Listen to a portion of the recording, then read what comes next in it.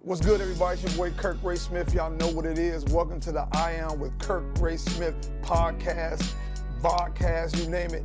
I got my boy in the building. We're going to talk about him a little bit later. But listen, man, this podcast is brought to you by the One Charitable Coalition. Our job is to provide many grants for small businesses and nonprofits to help close the resource gap. So we're very dependent on your generosity, your donations. You can visit us at the onecharitablecoalition.org. Again, the onecharitablecoalition.org to support us in everything that we do, trying to make an impact. Our grant process is simple. It's easy to reach for any size business, any size nonprofit. That's what we do each and every day. But with that, I'm excited for today's episode. You guys will not be disappointed. Let's go! You are now tuned in to I Am with Kirk Ray Smith. Welcome to the I Am Kirk Ray Smith podcast. Do you ever get tired of setting yourself on fire to keep other people warm? Get out of the people-pleasing business ASAP. That people are more interested in how you are than who you are. All right, welcome back to the I Am with Kirk Ray Smith podcast. Listen, my guest, man, I don't even know if this introduction is going to do this man any justice at all, man. Shout out to Kirk Ray Smith, man, and the One Charitable Coalition. That's it in the back. Make sure you support. All right, but listen to my man right here, man. I'm talking about Sean G, man. I'm talking about a legend. I'm talking about a man, listen, not only does he have a bachelor's degree, he has a master's degree, he has a PhD. So this man is well educated and credentialed, but most of all, man, he been in the mud, man. This guy come from the trenches, straight out of the bricks of New Jersey. You know what I mean? Sean G is in the building, motivational speaker, hundreds of thousands of people, they follow him all over social media. I'm telling you, he's a legend in the making, man. The fitness guru, always keeps it raw, keeps it blunt, keep it 100%, and always with that barbecue chicken. So you know I'm excited to have him in the building. He is a real estate expert, man. When you start talking about brokerages, investing, that's him. He is the man in so many ways, man. But look, I don't even know if I can do this man any justice. I'm doing my very best. He has an incredible podcast, The Podcast with Soul, a great father. I mean, just a legend in his own right. Thank you, Kirk. So we're excited about my man, Sean G, in the building. So stay tuned, stay right there. We'll be right back and we're gonna get into it. Welcome back. So Sean, man, I'm so glad to have you here, man. Kirk. I'm excited, bro. It's What's a up, blessing, man. What's up, man? Listen, man. Shout I out can't to Kirk believe Ray it. Smith. Shout out to the One Charitable Coalition. Come on, man. Make sure y'all support, man. Dope nonprofit, doing good things in the community. Sir. Kirk, thanks for having me, Bro, man. man, listen, man. I'm St. telling you. Pete, man. St. Pete, Florida. What up? But listen, man, I'm telling you, man, I don't even know where to start, but I'll start with this. So now your journey, right? I mean, what an incredible journey it's been, and it's not over. And I tell people all the time, and I think we're the same generation. I think you're like a year older than me. But there's something about you that I don't even think you know we have in common. Now, I know you're an expert caddy, right?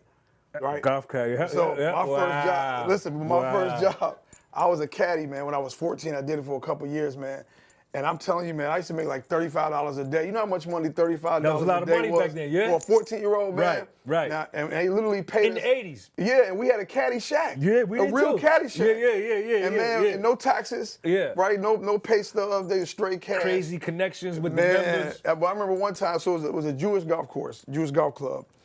And I remember I said, man, I'm going to fight the power. You know, I was like, I'm tired of this because a lot of golfers, they would throw their golf clubs all over the place, right? And they would just throw them. I'm like, man, not today. You know, I ain't chasing no man's golf clubs, right? So the one rich guy, every time got mad, bad shot through his golf club, I stood there like, nah, man. And they used to call me Huggy Bear from Starsky and Hutch. Right. It was like, Hugs, you going to go get my club? I'm like, nah, man, I ain't going to get that. I stood there. And I thought about that $35 a day, so I ran and got the golf club. Yeah. So in other words, money don't change people, but it starts the conversation.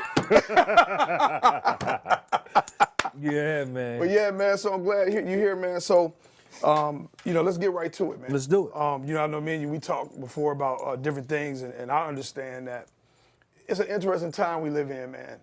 And I don't know if the world is more selfish. I don't know if people are more selfish as much as it is more exposed. We just see it more, because of social media. Sometimes I think we see too much, but I don't know if people have gotten worse or that we just have more information on people. What's kind of your message right now during this time? And do you think we're in the difficult times or the interesting times? I mean, how do you, what's sort of your message around how to cope with that, especially for young people? Well, Kirk, man, I first of all, thanks for having me on your show, man. You know, I go to sleep every night with a positive attitude, and I wake up every day with a positive attitude. I'm a type of guy, man, that I believe that my destiny and my future is controlled by me. I don't believe that my life is already written. I don't believe that I'm just living out some divine plan. I believe that if I get up and do something, things will happen. Okay. And if I choose not to get up and not to do nothing, nothing is gonna happen. So I don't watch the news or get engulfed in all of that. I'm here to achieve some preset goals that I set for myself, and I ain't letting nothing get in my way, man. Yes, sir. So if you want something in this life, especially if you live in America, you can make it happen. Yeah, yep. So let's back up like with your journey, man. So a little bit about where you came from. So tell me a little bit about your upbringing, your roots, your childhood. Like I know you lived in New Jersey and Atlanta and different places. Talk to me a little bit about that. Like what was the start like for Sean G? So I grew up in a single household in northern New Jersey, single mother. Typical childhood. I got a new bike when all the kids in the neighborhood got a new bike, or 3-speed, 10-speed. Driving riding 5 miles away from the house. Be all summer everywhere. My mother gave me everything that I wanted, and went to school, played in the street, was athletic, played sports, and was just a typical kid, man. This was in the 1970s and 80s. Graduated high school, then went to Atlanta. So right after high school, you went to Atlanta? Right after high school. As soon as I graduated, June of '87, August of '87, I was enrolled as a freshman at Morris Brown College in Atlanta, Georgia. Okay. Yeah. So you went there. How long were you in Atlanta? I got to Atlanta in 1987. I left Atlanta. I graduated in 1993.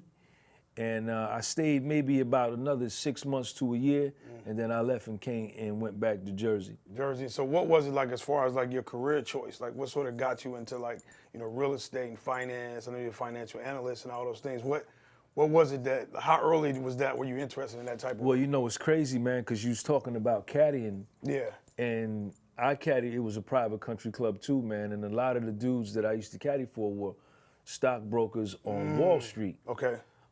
And that's really what I wanted to do. And so I majored in accounting, and with every intent of getting my accounting degree, coming back to New Jersey, working in New York on Wall Street, and got involved, caught some felonies in the process, messing around, doing things I shouldn't have did.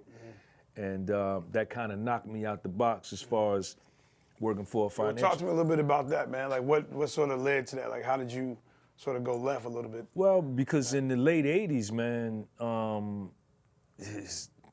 selling crack was the thing, man. Yeah. That was, if you wanted a fly car, Yeah. Oh, yeah. you wanted the Absolutely. 5-star rims with the fly system in the car. With the Daytons and the Right. Trues and Vols. That was, the guys that had that were doing that. So I said, well, let me do it, and bad choice, horrible decision, and created a lot of problems for me.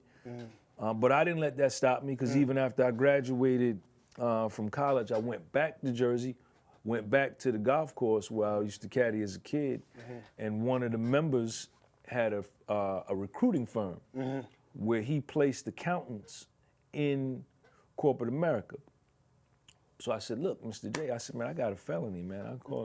I got my degree, but I caught a felony too. He said, man, don't worry about it. He got me a job, and from there, I just went on and did my thing. I got into doing mergers and acquisitions, which was what I always wanted to do. Yeah. And it was just crazy, man. And even with the, you never can,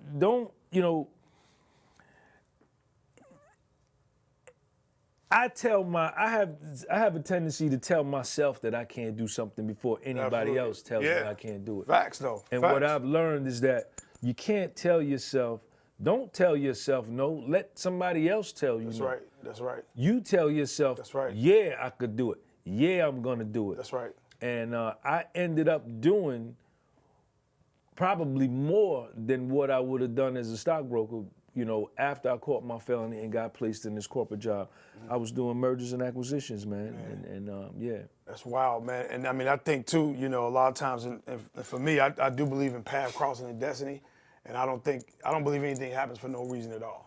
There's always a plan, there's always something in that. Now, that being said, I do think, and I agree with you, that we do all have to participate in our own destiny. Like, we got a role to play in that. So no matter how much you pray, no matter how much you believe, Talk about it. You got to take action and you got to take initiative, because in many times, or oftentimes, whatever you need, you already have. It's just a matter of you taking advantage of it. You know what I mean? So a lot of people talk.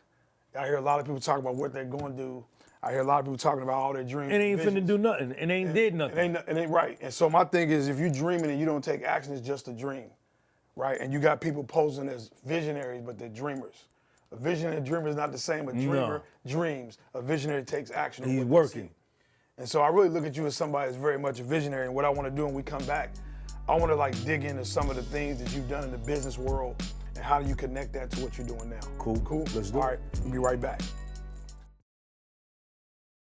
Yeah, Sean, but thank you, man. I appreciate you sharing that, man. You got it, man. That's some good information, man. And and I ain't never met a perfect person. Like, anybody that's perfect, I'm gonna run from them. I'm afraid of perfect people, to be honest with you. Somebody that ain't never made a mistake and never did a single thing wrong.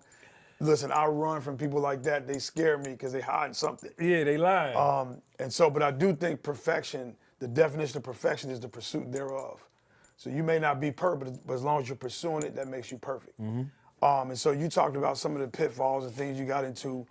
All right, so now in the business world, so you're dealing with acquisitions. So I'm gonna imagine you're dealing with multi-million dollar projects. Right, I know you've done hundreds of transactions over the years and that type of thing. So when you was doing that and somebody coming from where you come from, did you ever have like a pinch yourself moment? That's crazy, man. That's a great question because, Kirk, man, I would be working on these deals and I had got so good at it that the VP and the senior VP, they didn't even need to check my work. They knew, you know, that I would be doing this shit and I'd be like, yo, Sean, the work that you're doing right now, some real estate company owner is gonna get a wire transfer for $6 million or $20 million hitting the button based on your work. Now, I wasn't doing the wire transfer, the company was, but they were taking my work, looking at it and saying, all right, Sean, this is numbers, yep. And it was like, I'm 27, 28 years old doing this. Wow. And it was like you say, a pinch yourself moment, man. Yeah, well, I was 27. My face was in the dirt in the Army somewhere. You know, so what branch of the military? Army, man. Army, man. Okay. It's only one branch, man. Whoa, you know what I mean? Whoa, all my Army guys. Whoa, what we doing, Shout out to man? all the Army dudes, You know what I'm saying? man. So we had this thing saying in the military, all of us had battle cries. So in the Army, we say "hua." We would go to war or some tough training or we jump in, whatever, "hua." And the Marines is a hoorah. Yeah. And then I think the Navy might be hoy or something like that. And the Air Force is nice putt. Because we think the Air Force guys are soft. Right. So a lot of these, shout out to all my Air Force guys. Shout out to the Air Force. But they had a better life than us, man. Yeah. The dining facilities. Yeah. Them was the smart dudes. The Air Force was the smart dudes. And I never seen a guy, Air Force guy, ever argue with me about that, about how easy they had it. Yeah. But yeah, man, that's what it was, man. But that's powerful, man. So like, you're in that world, you're in your 20s, you're coming up. Like, what were some of the things that because what I'm trying to get After to, the felony. After the felony, I had a felony and still, my man put me in corporate America. It's crazy. And I'm doing these things, and like I say, when I was telling myself, like, damn, man, ain't nobody, you understand? Nobody gonna give a young black male a chance to be an accountant with a felony conviction. And that was it. I got just that. Man. Right? So you don't tell yourself that you can't do something. You go for it anyway, man. And there's something in the universe called the moral law, right? That if I really believe something and I really visualize something and I move toward it, like what you were saying, the shit'll happen, man. It'll happen. Yeah, and that's what I want to do, man, because, you've done, obviously, hundreds of videos, thousands of videos, incredible messages on YouTube. Thank you, man. All over the place, and I'm really drawn by a lot of what you talk about in your content, and it's consistent. You know, and it's really like putting the onus, you know, taking accountability and you taking responsibility for your own life. So what I want to do, I want to get into, you know, some topics around what's happening in the world and Let's sort of do get it. your thoughts. Let's Cool. do it. All right, we'll be right back. All right, Sean, man. So let's get into it, man. Kirk Ray, man. Talk to me, man. Talk to me. So, man. you know, as I mentioned earlier, man, this is, I think, an interesting time we're in right now. And my belief is that 80% of the people that say they love you don't. Most people are interested in how you are and not who you are. So what I mean by that is they're interested in what you can provide for them, what they can get as a result of being associated with you, the benefits of being your friend or girlfriend or whatever it is. They can get benefits from you, and once those benefits are exhausted, they're done with you. And they can't get no Right? more. Or you require something of them that challenges them, or you're not able to deliver what it is they're used to getting from you. So now there's a problem. So again, they're interested in how you are, but not who you are. And I do believe we live in a world where, unfortunately, because of social media and all these things, we're exposed more than we used to seeing. The callousness, somebody falls, gets hurt, we're pulling out our cameras. There's a fight, we're pulling out our cameras. There really seems to be no interest in good. This podcast, man, we get into all types of subjects, but we're not on here talking about trash and twerking and, Right. and all this crazy stuff Right. and garbage. So we don't get nearly the traction, and I get it, but we're not in this for that. You know, we're in this to provide a powerful message and something positive in this dark world. And so with that being said, man, when you're dealing with people, and again, listening to your messages, how do you because a lot of us are confused, man, and people are lonely right now. They're lonely, they feel isolated, they're by themselves, they feel like no one cares, no one's there for them. What do you say to those people, man, that's really struggling right now and having that difficulty? They've been betrayed, stepped on. I certainly know what that's like, to be betrayed, to be set up, to be knocked down, to be kicked, to be spit on. So what do you tell those people that's dealing with that stuff right now, man? It's hard for them. Man, listen, you gotta be your own best friend, man. You gotta be your own best friend. And it took me to take a tremendous fall.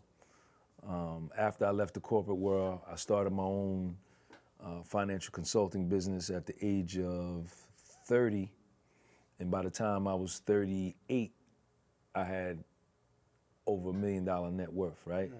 Legitimate business. I was a legitimate tax ID number, legitimate business. And 3 or 4 years later, I was getting indicted and investigated by the feds, pled guilty, and went to federal prison, and ended up losing my entire fortune, right? 9 rental properties, $400,000 a year salary, $1.2 million net worth. They had my name and shit all in the paper, all on, you know, and yo, when I found out that the windshield that I was looking out at people that I had around me, that they weren't looking back at me with the same windshield. I'm looking out at them as confidants, friends, close acquaintances. But when I took my fall, they was like, fuck that nigga, man. Yeah, You understand? And family, friends, close friends. And, you know, my life got real dark, man.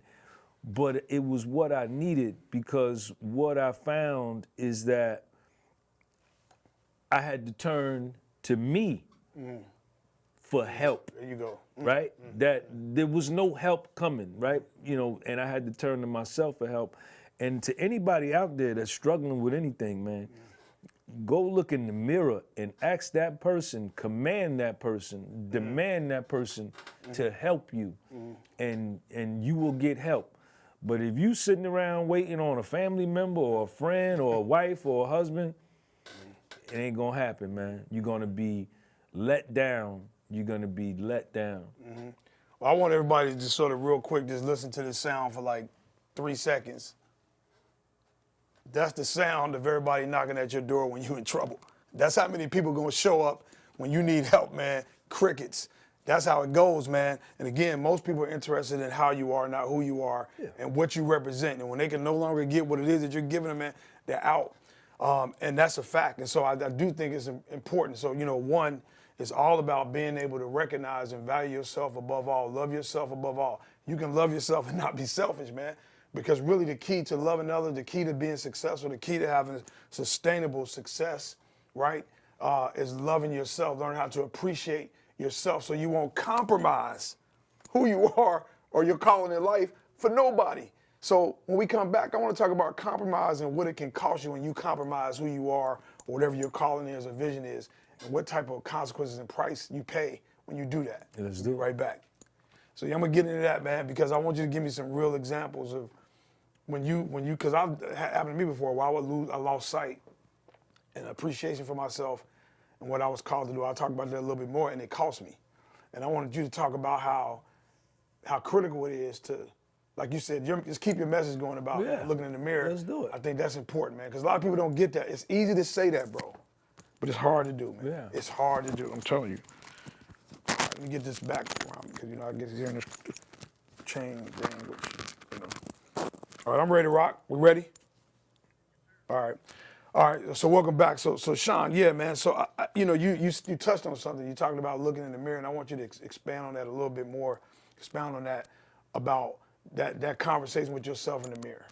Well, you really touched on it, man. Before we went to the break, man, is self-love is the key, right?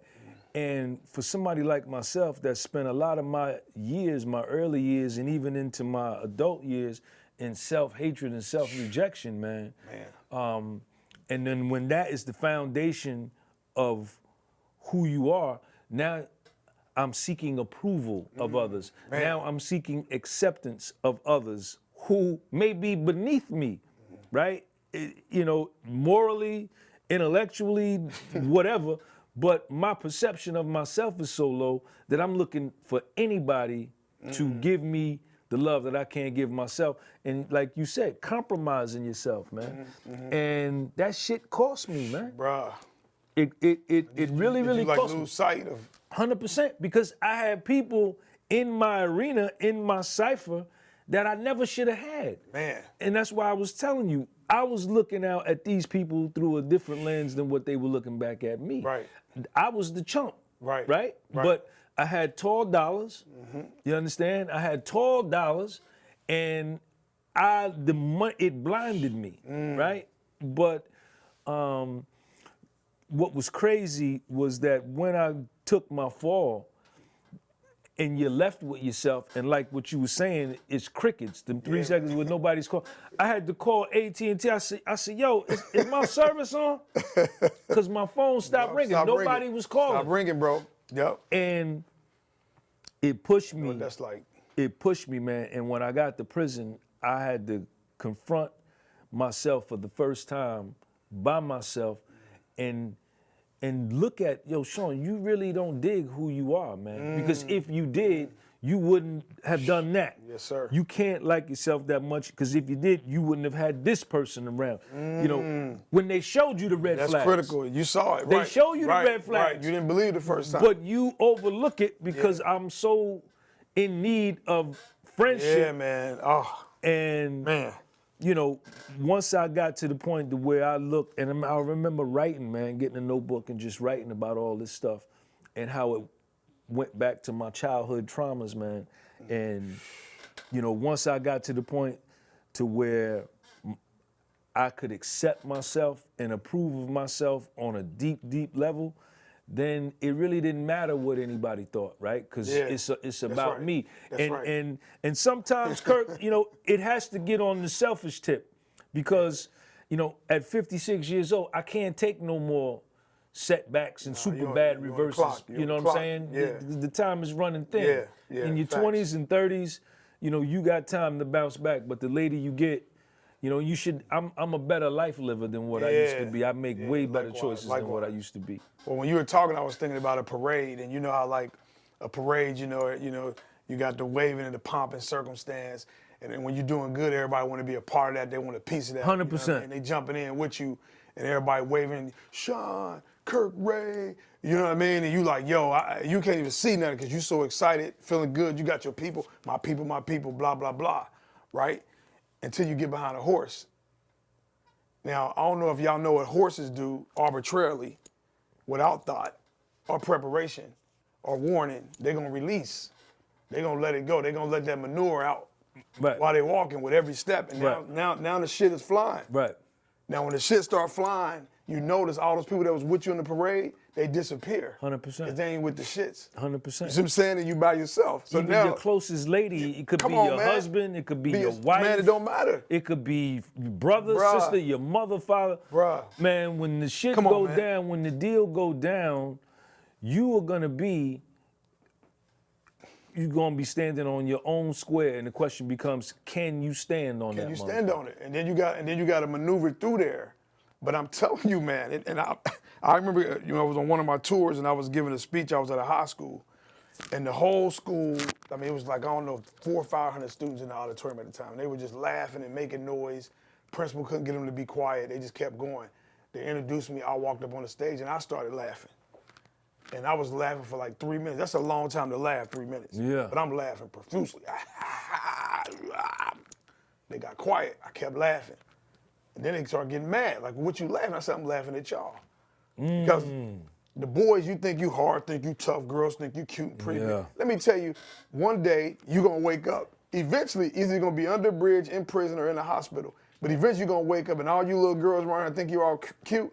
I can tell you about the girls that we used to chase after in high school and what they look like now. Talk about it. You know what I'm saying? What I'm about saying, eventually everybody on the planet wakes up. It's just a matter of where you're going to be. We all going to wake up. Yeah. If you wake up. If you wake up. Some of them don't never it wake might be up. too late, but when you finally get it, because what I'm saying is where you're going to be when that happens. Yeah. And then once you wake up, what you're going to do with that information. So when we get back, we're going to talk about that coming out of all of that, and how Sean came out of everything and how he got to where he is now. And we're going to get in that a little bit. Be right back. All right, so welcome back, everybody. So Sean, let's talk about like sort of the other side. When you get through all of that, obviously, you have your share of trials and tribulations throughout your lifetime and things you had to overcome. But like, what is it like coming out of that? So on the other side of that, when man, things are starting to shift, the tables are starting to turn. When did you know that? When did you know, okay, man, I'm getting back? Well, first of all, when you are flat on your back and you down, and like what we was talking about, everybody has dissed you, and you've maybe even gotten to the point like where I was, where you've even hated yourself for the situation that you got yourself in. Once you come to terms with that, then you have to believe that you can make a comeback, right? And that starts with you. Right. And once you believe in your mind, you know what? I'm gonna make a comeback. I can make a comeback, and I'm gonna make a comeback. Then it's just one day at a time, doing the necessary steps to rebuild your life. And if it was anything like mine, my life, I crashed and burned. So I was starting over from zero. And, patience and work every day. Like you were saying, you gotta put the work in. You can pray and do all this and that, but you gotta get up. When did you know though, like, okay, man, I got some stability back, I got my strength back, my back straightened up. Like, when did you know that you not arrived, but just kind of knew the shift has really happened? Like, when did you know?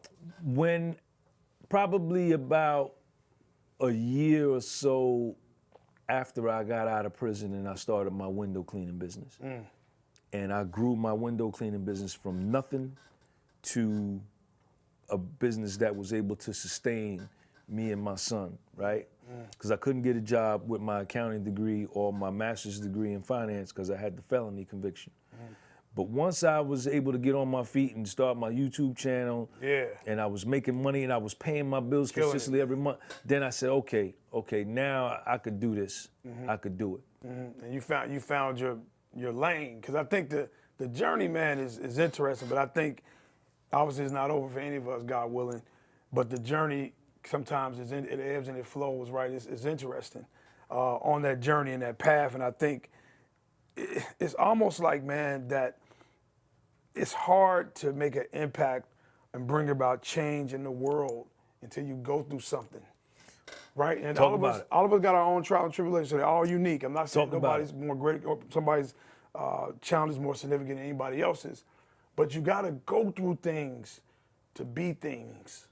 Right. To make an impact, you got to be impacted. But you gotta, know what I'm saying? but Kirk, and you're absolutely correct. But then you gotta believe, you gotta be able to put yourself back together, right? When your spirit is broken, and your psyche is fractured. Some people, that happens to some people, they never recover. Yeah. They still continue to live. Some men hurt themselves as a result of that. A divorce. Yeah. A business failure, you know, going to jail or just quitting school. They continue to live in the physical realm, but spiritually and mentally, they died a long time ago when that thing happened. So you got to be able to put yourself back together, man. Yeah, man. You know, That's awesome. we all go through stuff, Yes, sir.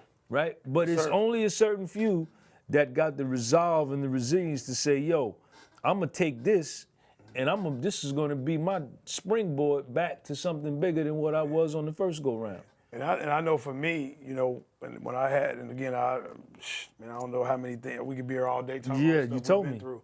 And the things that I had to overcome, but what I had to understand again, had to get back to that self-worth, that self-value, and understanding that I had a calling and I was here for a reason. And I wasn't going to waste my life or waste my calling or my opportunity for anybody else. And I had to make a bunch of changes in terms of the type of people I'm around. Talk about it. I probably talked to 2 or 3 people. Talk about it. I don't need no crew, posse or whatever. No. None of that. You know what I'm saying? And so, but what you're saying is important, man. And I think that's the message we're trying to get people to understand, man, that you actually have a lot more to do with your destiny and your success than you think. It's not in somebody else's hands. Stop waiting for somebody else to speak for you, represent you. You need to learn how to represent and speak for yourself. Don't let nobody determine your value. You determine that. Listen, I'm sure there's people that's a lot better looking than Kirk Ray Smith. But if you ask me, there's no finer man on earth. And I remember my wife said, well, why you always talking about how cute you are? I said, because I ain't got time to wait on you. Absolutely. You know what I mean? I ain't got time to wait on nobody to tell me how great I am. And if somebody say, Kirk, you great, or you look good, I was like, yeah, I knew that. I found that out this morning when I woke up. If somebody say that I'm ugly, well, that's your opinion. Beauty is in the eye. Talk about it, Kirk. So in other words, Talk about it. Positive self-affirmation. I define my success. Positive self-affirmation. Not somebody else.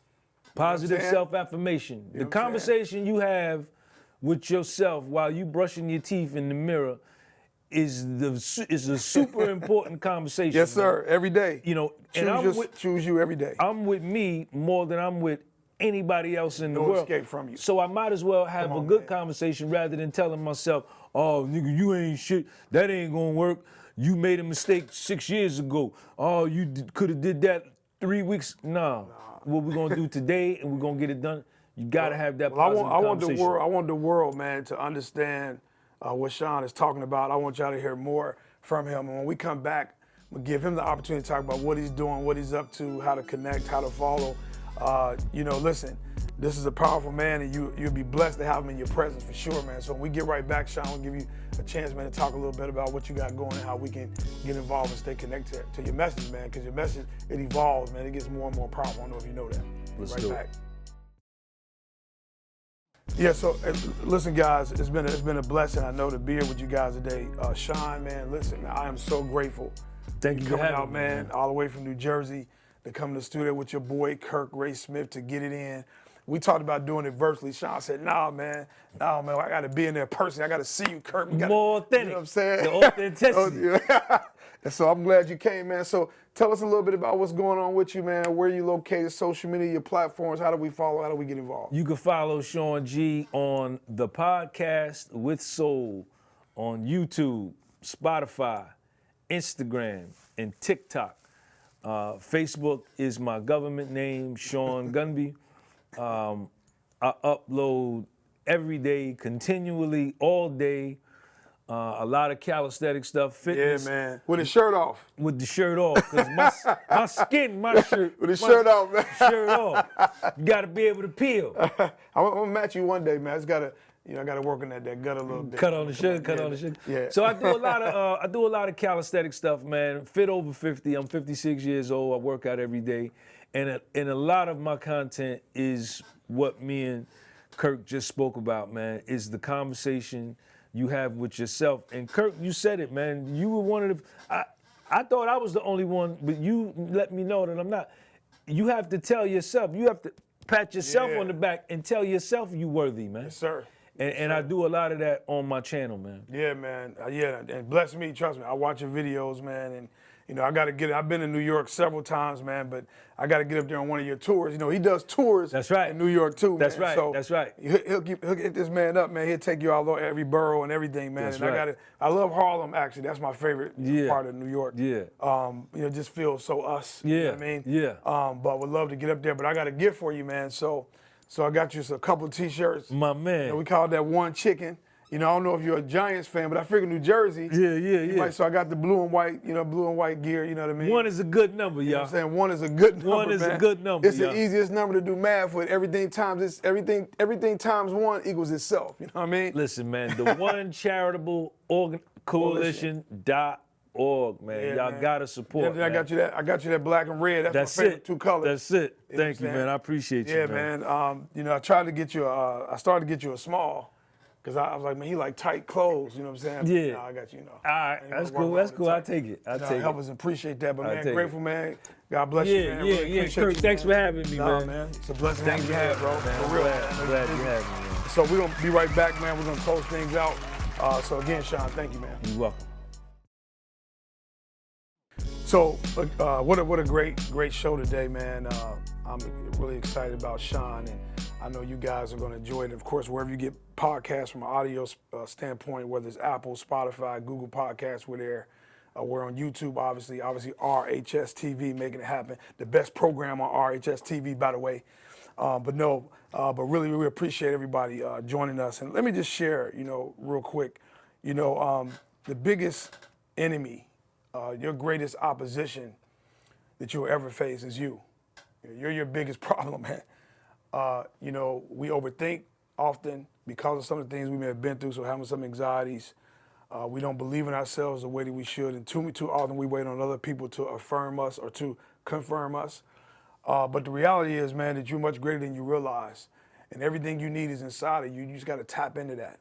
And think of it like this. When you think of a garden and people growing, plants and those types of things, and it requires attention, pruning, watering, the proper amount of sunlight, all those things go into having a healthy, fresh garden, and you got to pay attention in order to have a fruitful, viable garden.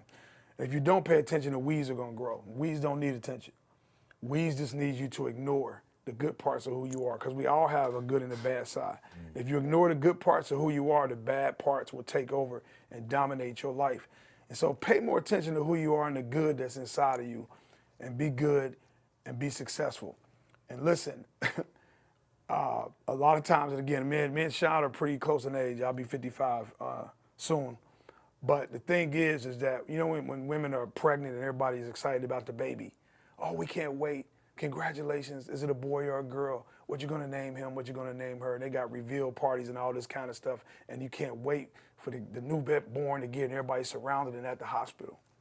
But then when you get older, man, we're ready for you to go, man. When you get older, people want to just jettison you. They want to get rid of you. They can't wait for you to die, right? So pediatrics, we can't wait for you to get here. Geriatrics, we can't wait for you to leave. So the bottom line is this, man, you go get older. And as you get older, you're going to have less and less people around you. Yes, indeed. So as you get older, man, value yourself even more. And the sooner you understand that, the better life you're going to have. If you want to get involved to help our coalition, again, go to the onecharitablecoalition.org, the onecharitablecoalition.org. If you want to support our foundation and what we do, we provide many grants in an easy way for small businesses and small nonprofits. There's not a whole lot of rigmarole. It's not a difficult process to receive funding. In fact, you don't even have to compete for grants from us. We actually recruit you to give you money. Where they do that at? So again, support us. Every dollar goes a long way. It is tax deductible. And so I would say to all you who are thinking about funding us, right, because you were able to do this podcast. So again, if you fund us, we'll fund them. One.